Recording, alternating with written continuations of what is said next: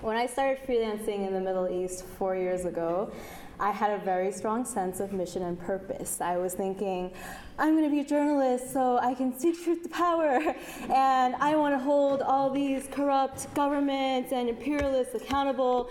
I'm going to speak for the oppressed, and I'm going to create change. I'm going to make everything better. I very, very quickly got a reality check. I remember the first time I became a little bit disillusioned with journalism. It was actually the first time, it was during my first Pulitzer Center grant in 2014. So I was in Lebanon that summer. I was doing a story about protracted refugee crises, and I had a narrative that I wanted to get out to the public. I wanted people to know that refugees are not helpless. Refugees are people just like us. They can be empowered. They have agency. They don't want to lie on the floor and ask for help. They also want to work and help themselves. And I had found the perfect candidate to write about. He was a 25-year-old Syrian. His name was Mohammed, and he was part of a volunteer team in the Bekaa Valley.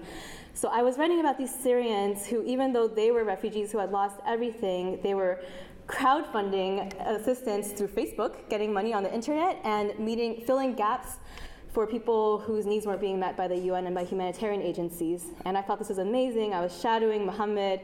I was meeting people who were getting their dialyses paid for, getting diabetes medication paid for, and the crowning story, which is going to be my lead for my Pulitzer project, was this 6-year-old boy who needed open heart surgery. And Mohammed had spent months, up to half a year, I believe, raising thousands of dollars to get this surgery done for this 6-year-old. So one day, I remember I had finished reporting, I was sitting at home on my laptop, and Mohammed gave me a call, and he told me the operation failed. And I asked him, what do you mean? He said, well, we found the best doctor we could, but it was a really complex operation, and after 10 minutes, the boy's heart stopped. So he's dead, so he said. And then he proceeds to tell me that he was in the hospital, he didn't know what to do because the refugee family wanted to bring their son's body home, but they're refugees, so they don't have any land. They're living in an informal settlement in Lebanon, and they didn't know where they were going to bury this boy. He told me that the boy's name was Noor, which means light in Arabic, and he just wept on the phone. I remember I was sitting there with my Word document open. I had already prepared to write the lead about the successful operation. And at that time, while I was writing, I was on Twitter, and that day, it was in 2014, so I remember I was looking through pictures of Gaza, because Gaza was under fire at that time, and that was the day that there were 4 little boys who were killed on the beach in Gaza. And I think at that moment, I told Mohammed, I'm sorry, I can't talk to you. I closed my laptop and I stopped writing. I think sometimes when you're doing journalism, sorry, I don't mean to be emotional. I also don't mean to traumatize anybody. When you're doing journalism, you don't feel like a hero. You feel very helpless. I think the thing that I love most about journalism is also the most painful thing, which is that everyone you write about is not just the character in your story, they're real people. So sometimes when I'm abroad, I'm writing, I publish a story, and everybody says, wow, amazing, you published a story, like, that's so amazing, New York Times, whoa. And I tell them, okay, I published a story, but for you as a journalist, the people in the story, they keep living, or they die. And oftentimes when you're doing crisis reporting, that's what happens, is you write about people and then they die. And sometimes you think it would be so great if everybody we wrote about could be saved, and if all you had to do was to publish a magazine cover story or to write a few books, and you can end the war in Syria, okay? Or maybe you can save the Yazidis who are calling you from a mountain where they're surrounded by ISIS, and they're saying, are you American? Can you tell Obama to save us? And you're saying, no, I'm just going to write an article for foreign policy online, and I'm going to get paid $200, and I don't know who's going to read it. I don't know if anyone's going to save you. That's the reality of what it feels like to be a freelancer. And sometimes I just think it would be so great, it would be such a wonderful, magical dreamland if journalism was the key to save the world. But that is a fiction story, and journalism is nonfiction. So for me to be able to keep working in specifically crisis journalism, where so often you're in these kinds of situations, I had to redefine for myself the purpose of journalism. And I had to tell myself, if I'm reporting, it's not because I'm a hero or a savior, it's just that I'm a witness. And to me, the core of journalism is presence. And what's important is that if you're a reporter, you need to go and be there with the people who are suffering from injustice, from exploitation, from corruption, from all the things that we call crises. And you guys are doing amazing work on all kinds of different crises around the world, and I think that's wonderful.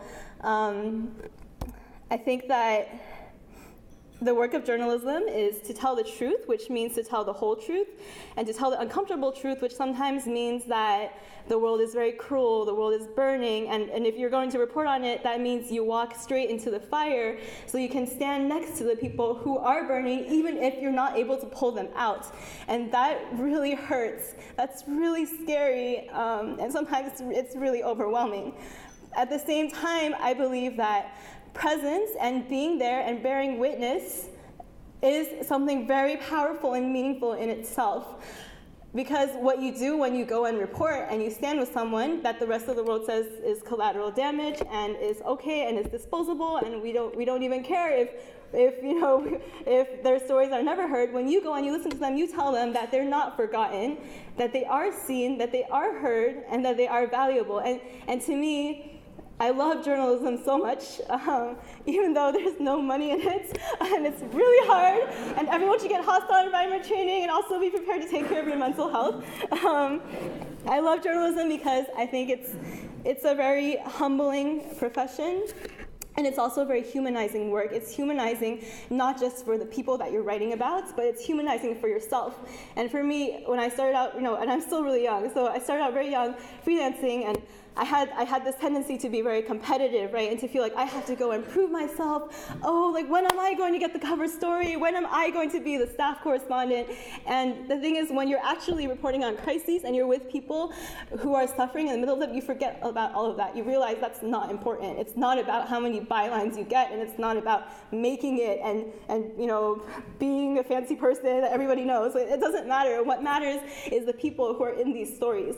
And for me, sometimes, to be very honest, I question why I'm doing what I'm doing, and I think it's so difficult. And sometimes I think to myself, maybe it's not even making any difference at all, and the only value in what I'm doing is that the person I'm interviewing, the person who's talking to me on the phone from across the border where they were just deported to Syria and they're probably going to die, or this Ethiopian woman in prison telling me how she was raped and now she's in prison because she ran away from her employer who abused her.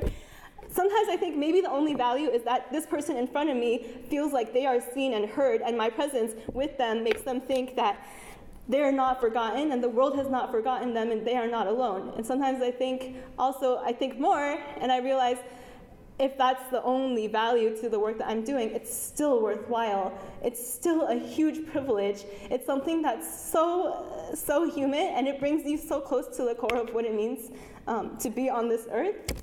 And I'm thankful for this work, and there's nothing I would rather be doing. And I'm so glad you're all going to do it. Please do it. Don't be scared. Please do it. and I hope, really don't be scared. And I hope that's how you will feel about it as well. Thank you.